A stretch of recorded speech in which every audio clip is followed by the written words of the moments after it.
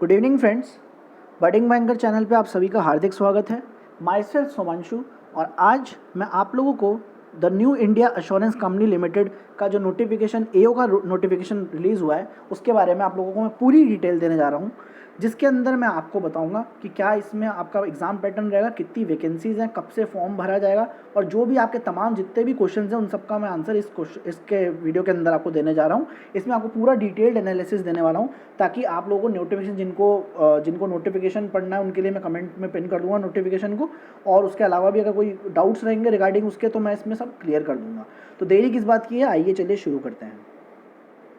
जैसे कि इसमें बात कर सकते हैं, शुरुआत करते हैं हम कि ऑनलाइन रजिस्ट्रेशन डेट इसका कब से चालू होगा। तो वो है 1 सितंबर से लेकर 21 सितंबर तक, दोनों डेट इंक्लूसिव है। मतलब कि आपको 1 सितंबर और 21 सितंबर के बीच में ही फॉर्म भरना है, जिसमें 1 और 21 दोनों इंक्लूडेड है डेट्स। 21 के बाद आप इसको नहीं भर सकते और ये ऑनलाइन ही भरा जाएगा।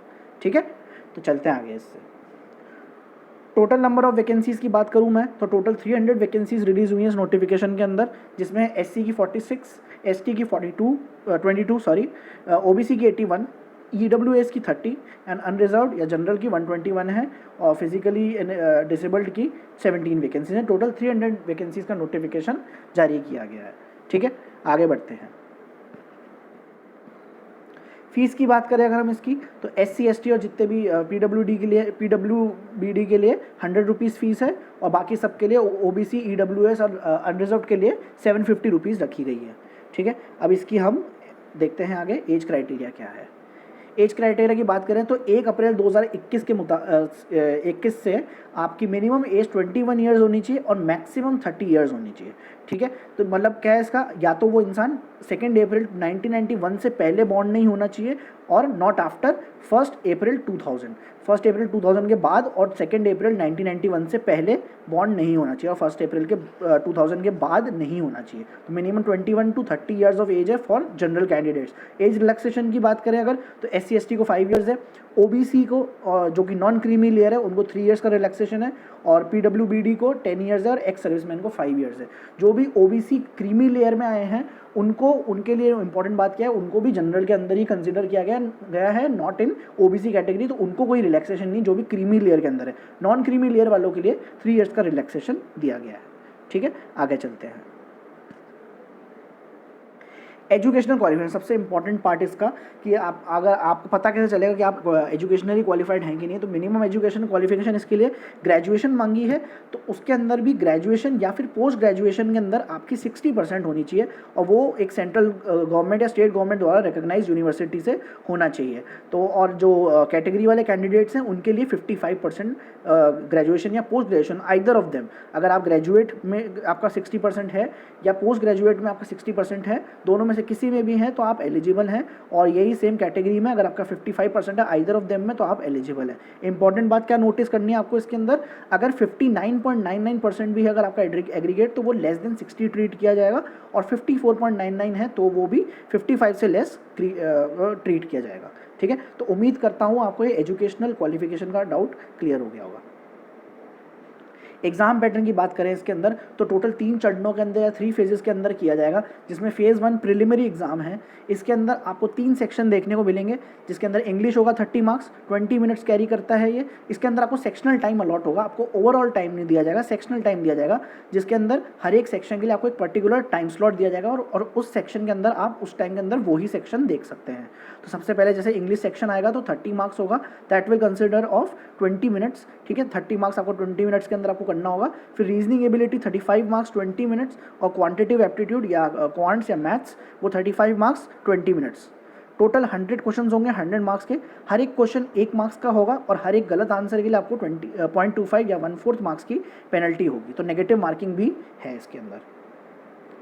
फिर अगर आप ये क्वालिफाई कर जाएंगे तो फेज़ 2 के अंदर आपको मेन एग्जामिनेशन के लिए जाना होगा, जिसके अंदर आपको टोटल 4 सेक्शन दिए जाएंगे, which consist of English language 50 questions 40 minutes. इसके अंदर भी आपको सेक्शनल टाइम अलॉट किया जाएगा, आपको ओवरऑल टाइम ना देके आपको सेक्शनल हर एक सेक्शन के लिए सेपरेट टाइम अलॉट किया जाएगा। तो इंग्लिश के अंदर आपके 50 क्वेश्चन होंगे 40 minutes, reasoning ability 50 question 40 minutes, general awareness 50 question 30 minutes, quantitative aptitude 50 question 40 minutes, total 200 question होंगे और 150 मिनट्स दिया जाएगा, मतलब 2.5 घंटे आपको दिए जाएंगे इसके लिए। और हर एक क्वेश्चन एज यूजुअल 1 मार्क्स का होगा और हर एक गलत आंसर के लिए आपको 1/4 या 0.25 की पेनल्टी मिलेगी। ठीक है, अगर जब आप ये कर लेंगे कंप्लीट तो इसके खत्म होते ही तुरंत बाद आपको मिलेगा देखने को डिस्क्रिप्टिव टेस्ट। डिस्क्रिप्टिव टेस्ट के अंदर आपको लेटर राइटिंग 10 मार्क्स का करना है और ऐसे राइटिंग 20 मार्क्स का करना है। टोटल 30 मार्क्स का होगा ये डिस्क्रिप्टिव टेस्ट और इसके अंदर 30 मिनट्स दिए जाएंगे। इंपॉर्टेंट बात क्या है कि डिस्क्रिप्टिव टेस्ट के लिए आपका ऑनलाइन मोड पे होगा और ये सिर्फ इंग्लिश लैंग्वेज में ही होगा और ये हाथों हाथ चालू हो जाएगा जैसे ही मेन एग्जाम आपका ओवर होगा, उसके जस्ट बाद ही डिस्क्रिप्टिव टेस्ट मिल जाए चालू हो जाएगा आपका। और इसके लिए कोई अलग टाइमिंग नहीं दिया जाएगा, ना कोई अलग स्लॉट प्रोवाइड किया जाएगा। ठीक है, टोटल 2.5 घंटे मेन एग्जाम के और 30 मिनट्स इसके, टोटल 3 घंटे का आपका मेंस का एग्जाम होगा। इंपॉर्टेंट बात और एक क्या नोटिस करने वाली है कि जितने भी आपके सेक्शंस होंगे एक्सेप्ट इंग्लिश, वो सब आपको इंग्लिश और हिंदी लैंग्वेज दोनों में प्रोवाइड होंगे। रीजनिंग, क्वांट, जनरल अवेयरनेस और प्रीलिम्स में भी सेम वेज रीजनिंग, क्वांट और इंग्लिश। तो इंग्लिश आपको इंग्लिश के अंदर मिलेगा, बाकी जितने भी सेक्शन है रिमेनिंग वो आपको इंग्लिश और हिंदी दोनों के अंदर मिलेंगे। ठीक है, और फिर मेंस में जब आप एग्जाम दे देंगे तो उसके बाद आपको डिस्क्रिप्टिव टेस्ट हाथों हाथ देना पड़ेगा। इसको क्वालिफाई करने का आपको फेज 3 के अंदर जाना पड़ेगा, that is interview process. Interview के अंदर आपके मार्क्स जो होंगे कंसिडर वो 75:25 के रेशो में होंगे, मतलब 75% का वेटेज आपके मेंस के मार्क्स को दिया जाएगा और 25% मार्क्स का आपका इंटरव्यू के लिए दिया जाएगा। तो फेज 3 के अंदर आपको ये सब देखने को मिलेगा। इसके क्वालिफाई होने के बाद ऑब्वियसली आपका एग्जाम क्लियर हो जाएगा, आपको जॉब मिल जाएगी। और इंपॉर्टेंट बात क्या इसके अंदर हमको नोटिस करनी है कि सर्विस कंडीशन और प्रोबेशन पीरियड, कि जब आपकी जॉब लगेगी तो उसके बाद आपको मिनिमम स्टे पीरियड, जो भी इनिशियल प्लेस पे आप जहाँ भी आपकी पोस्टिंग होगी वहाँ पे आपको 5 ईयर्स की सर्विस देनी पड़ेगी, मतलब आपको कहीं भी ट्रांसफ़र 5 साल तक नहीं मिलेगा। जहाँ पे आपकी फर्स्ट पोस्टिंग होगी वहाँ पे आपको 5 साल तक स्टे करना पड़ेगा। और प्रोबेशन पीरियड 2 बार एक्सटेंड हो सकता है to a period of 6 month and a time of stretching up to 1 year. ठीक है, 6 महीने या एक साल तक का आपका प्रोबेशन पीरियड चलेगा। ठीक है, सैलरी की बात करते हैं। सबसे ज़्यादा इंसान के मन में डाउट आता है कि सैलरी कितनी मिलेगी, तो ये बेसिक पे आपका स्ट्रक्चर सामने आपके गिवन है। ओवरऑल में अगर बात करूँ तो आपको अप्रॉक्सीमेटली 60,000 पर मंथ की सैलरी मिलेगी। तो ये बहुत अच्छी स्केल 1 की जॉब है। पीओ से ज़्यादा की तनख्वाह मिलेगा, को प्रोबेशनरी ऑफिसर से, बैंक प्रोबेशनरी ऑफिसर से भी ज़्यादा की तनख्वाह मिलेगी, मतलब nearly to an officer level grade you will get the scale 1 level grade you will be getting in that. ठीक है, तो ये सब इसका सैलरी स्ट्रक्चर रहेगा, ये आपको बेनिफिट्स मिलेंगे, आपके स्क्रीन पे आपके सामने है। ठीक है, तो मैं उम्मीद करता हूँ आपको ये सारे डाउट्स इस नोटिफिकेशन के अंदर रिगार्डिंग क्लियर हो गए होंगे। और भी अगर आपका कोई डाउट है इस नोटिफिकेशन के रिगार्डिंग या कुछ भी आप और जानना चाहते हैं तो आप कमेंट में मुझे बता सकते हैं। और अगर आपको ये सेशन पसंद आया तो इस वीडियो को लाइक करें, शेयर करें और कमेंट करके मुझे ज़रूर बताएं। और भी आपका जो भी रिगार्डिंग इसके डाउट है वो आप मुझे कमेंट सेक्शन में ज़रूर बता सकते हैं और मैं इसका नोटिफिकेशन कमेंट सेक्शन में और डिस्क्रिप्शन में पिन कर दूँगा। ठीक है, चलिए, thank you guys, have a nice day.